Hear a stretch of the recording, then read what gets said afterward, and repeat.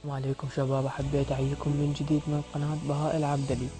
طبعا أنا أول مرة أنشر صوت، أتمنى إن يعجبكم وينال رضاكم. موضوعنا اليوم راح يتحدث عن زواج المبكر، هم هو سلمي أم إيجابي؟ ردوا علي بالتعليقات، وبدربك سوي اشتراك للقناة.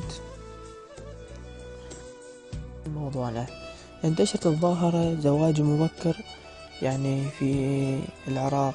للأسف أهل البنية يزوجون البنية على مود مادة، على مود بس يتخلصون من حتى ما يدرون هي البنية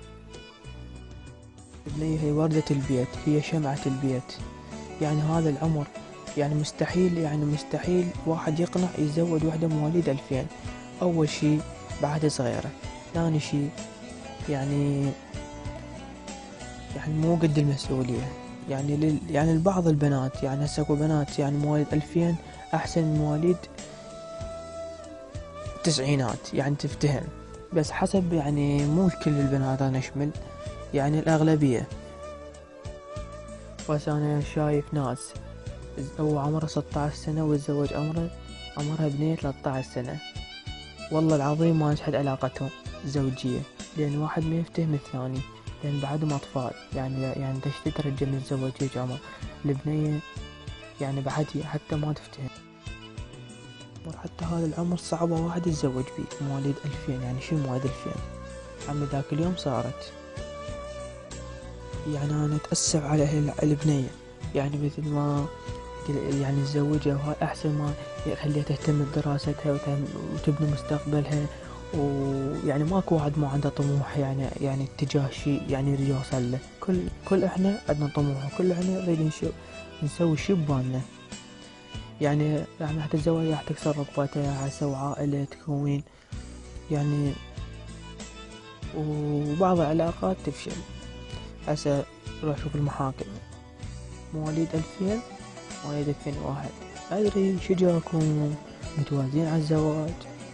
بس أنا عمري 19 سنة، أهلي تلحون علي قلت أتزوج. أنا ما أتزوج لين بعدني، أنا أكمل دراستي وأكمل مستقبلي وهاي، وأشوف لي بنت حلال.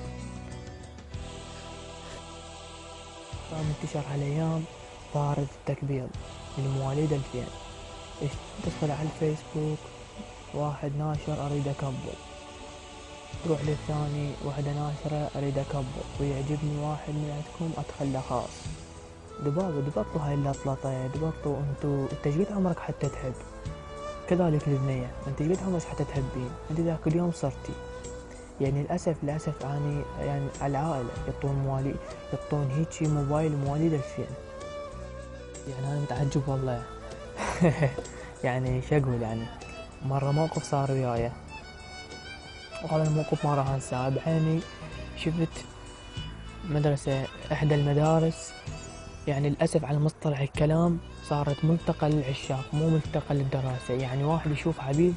واحد يشوف حبيبته ويلتقي بيها، هذا ياخذ من البوسة وهذا ياخذ من الأشياء، واكو أشياء زائد 18 ما أقدر أذكرها، لأن أني مو من عوادي أذكر هيك أشياء، مو مستواي. سامحوني إذا قصرت وغلط بحق ابني أو ولد، بس هذا حسب رأيي، وأنا حبيت أنصحكم كأخوكم الصغير الكبير. إذا عجبك الفيديو ضغط لايك، وإذا ما عجبك الفيديو ضغط ديسلايك.